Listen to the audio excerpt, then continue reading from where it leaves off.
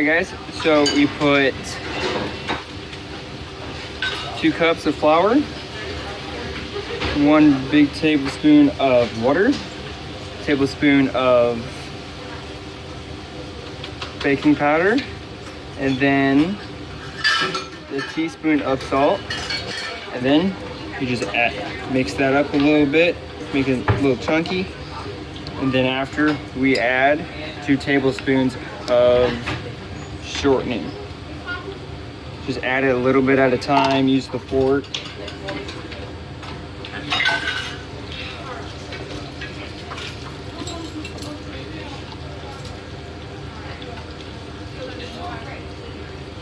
Might need a little more than that.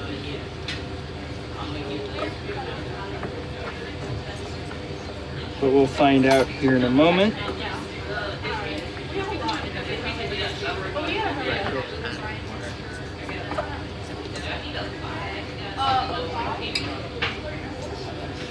Make sure this water is add a little bit more if needed.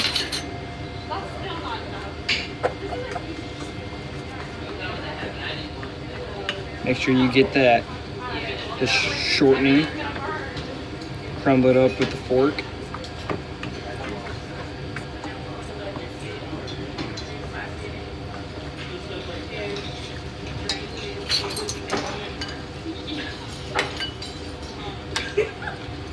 Add a little bit more water.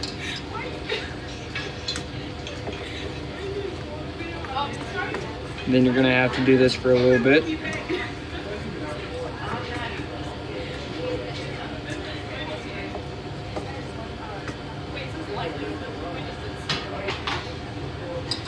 So you're gonna continue this for a while till it thickens up and becomes a small ball. Then I will add a little bit more of shortening.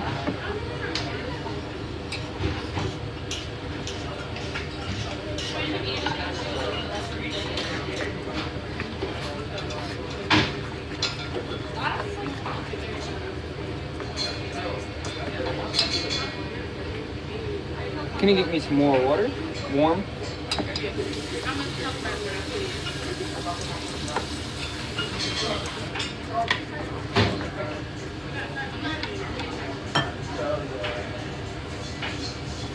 Just add a little bit here and there.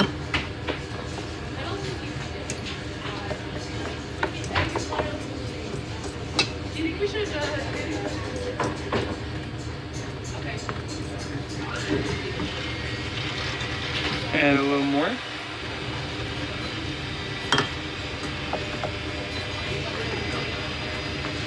A little bit at a time. Remember, it's got to be warm so it sticks easier.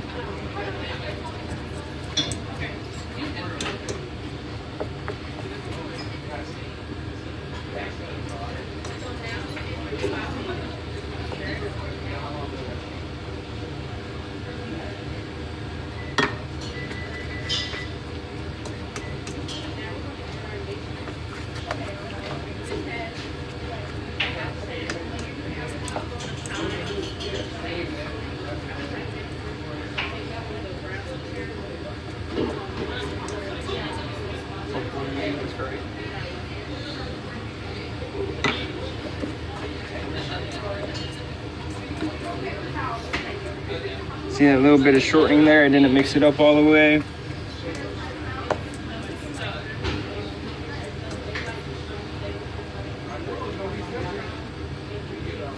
And try a little shortening here and there. It's not quite ready to be a ball yet, so let's add a little bit more water.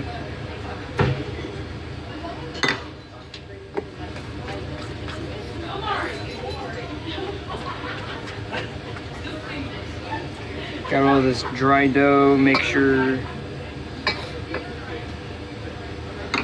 just needed to be a nice little ball here.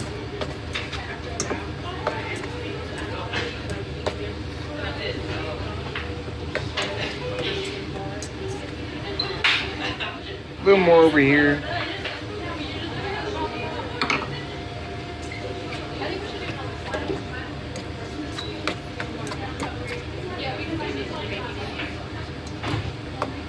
See all this extra shortening in here? It's just need to crumble that up. Now it's becoming a ball. Get the history ready, origin. And now since it's really, really sticky, I added a little too much water.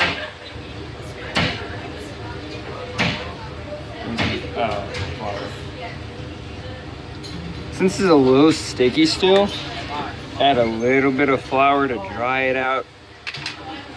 So later on, it is ready to roll up. But after I am done with this, I have to let it sit for about 5 minutes.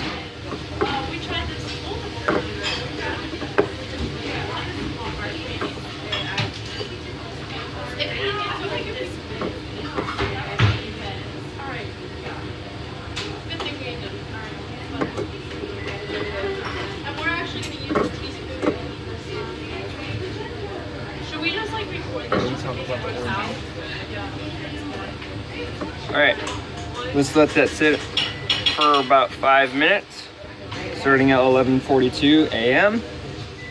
And let's talk about the origin. Okay, so the origin of sopaquillas are the pastry is commonly in the Hispanic culture and is favored among the cuisines among Hispanics. Sopaquillas can be served salty and or sweet. Sopaquillas are normally original in New Mexico more than 200 years ago. There are a few stories attributed to the name and of the pastries. They also eat these at parties and family gatherings. Since it's so easy to make it, and it's cheap and it tastes really amazing. So now, it's been 3 minutes so far. We're just gonna knead it a little bit. Put a little bit of flour on here so it doesn't stick.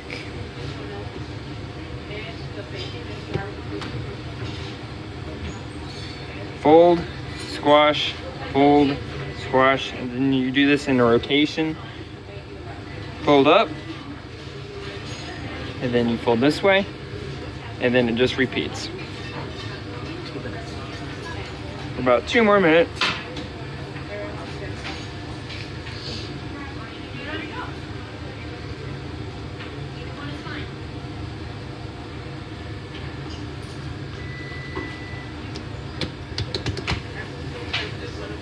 Have a little fun with it.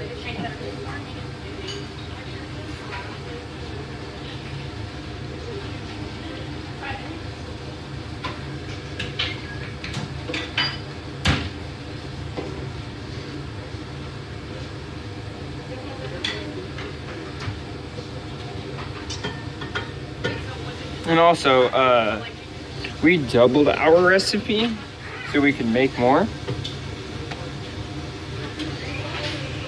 Or it would be way smaller than this. And then once we roll it out, it would be about this size. But smaller, it would be about 8 pieces. But out of this, we'll probably get 12 to about 16, depends on how I cut it.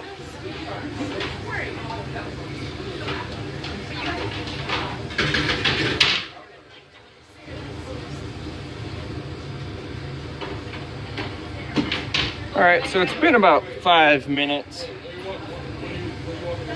So I think I can roll it out now. And it's not as sticky as it was before. You can see that. But it's still got that little nice moisture to it.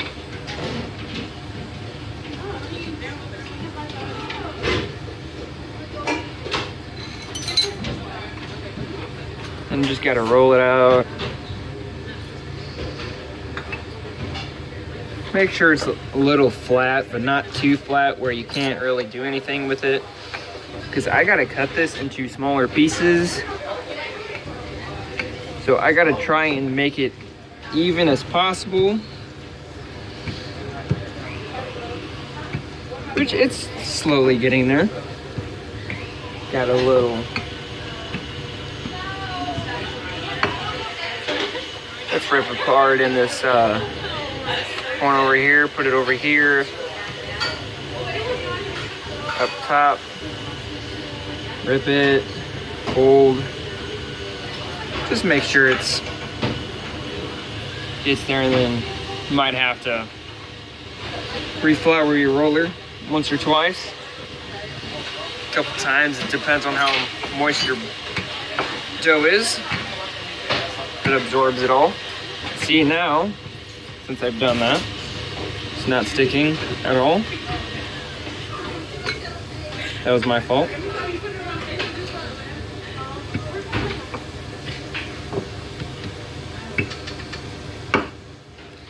Make sure it's nice and even. So how you're gonna want to cut this afterwards is by like 2 inches, 4 inches. How many people you're having, it just depends.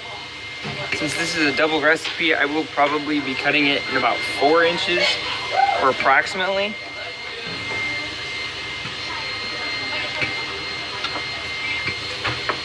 Thank you, Dayhan, for getting me a knife. And then a cutting board. So just lift it up. And Dayhan's putting the cutting board on top. Kind of screwed it up a little bit, but doesn't look too bad. You're gonna cut it. Cut it. It's about 4 inches, I would say. You want it to be a little straighter than this, so we're gonna put these to the side.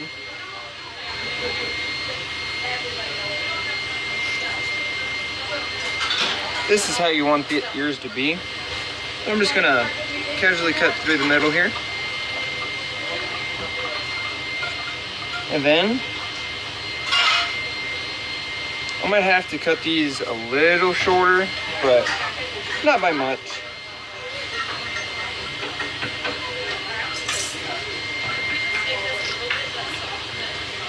And they're about 2x4, 2x6. Not that big, not that small, since we are feeding a class after all. So that is 2, 4, 6, 8, 10, 12, 14, 16. So I was about right. 16 pieces, double recipe will call for. Now these extra pieces we'll deal about these later. Gotta redo it. Gotta re-roll these out. I might want to re-roll that one too. Kind of looks bad. And then I didn't cut these all the way, so I will now, so you don't have to deal with it later.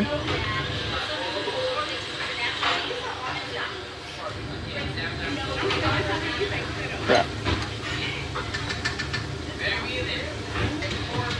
And now, since it's like a little cut, I'm gonna cut the edges off a little bit so they're straighter. So they look nice. And then with this extra dough, I'll just redo the process again. Roll it out, do the same thing. Keep going until I have little dough left. So it makes 16. And since I have this little dough left, I would think this double recipe would call for 24 probably, maybe. I'm not for sure. And so now, we have to fry them. So, about 375 degrees. Put them in there nice and gently. Now they should start floating up to the top. Flick a little oil on it to make a little puff up. Just a small amount. See how it's getting a little puffier? It only takes about a couple seconds to do. I should be flicking it with a fork or something else. So I will get a fork.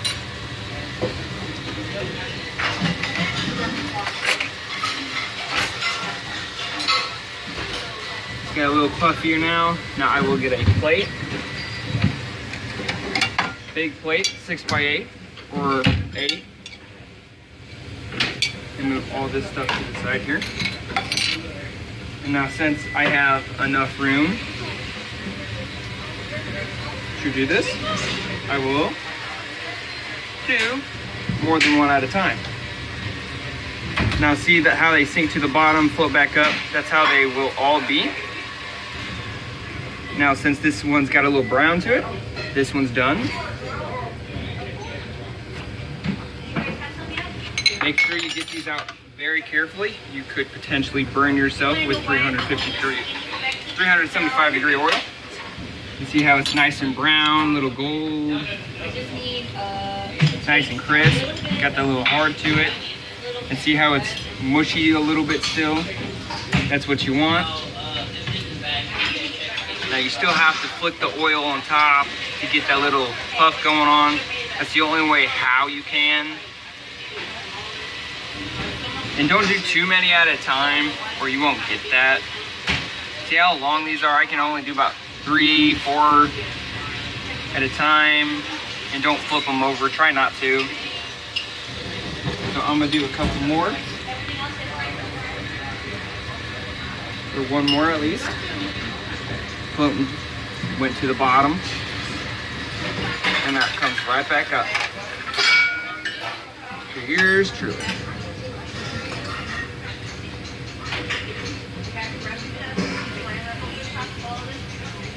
Yeah, like that air pocket there, that's what you want.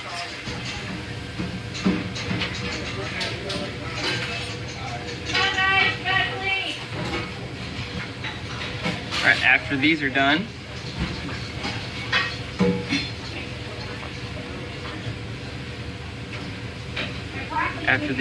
we're going to finish them up a little bit.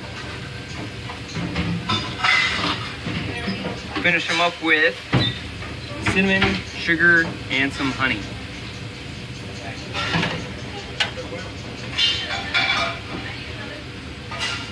Light brown, that's what you want. This one can go in a little longer, flick more oil on it. Flick more oil. Remember, 370 degrees, you will burn yourself if you're not careful flicking the oil. Now this one is done.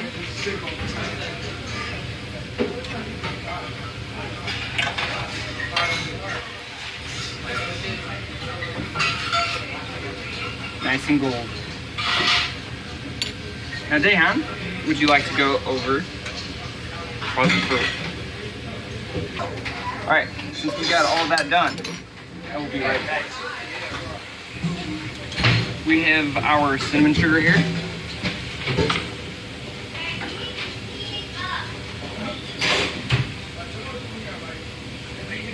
Put it over the top, and then right after, if they're cool enough, if you can, you got sensitive hands, don't flip them with your fingers.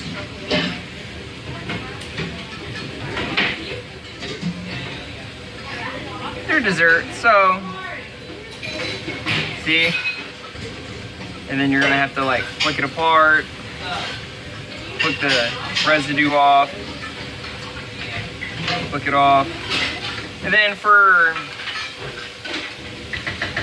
other people, they like to put honey on them. From my perspective, I don't, so I will not. For when you do have a jar of honey, you just go back and forth through here, have a couple lines, about 4 or 5 on each, and then you're done.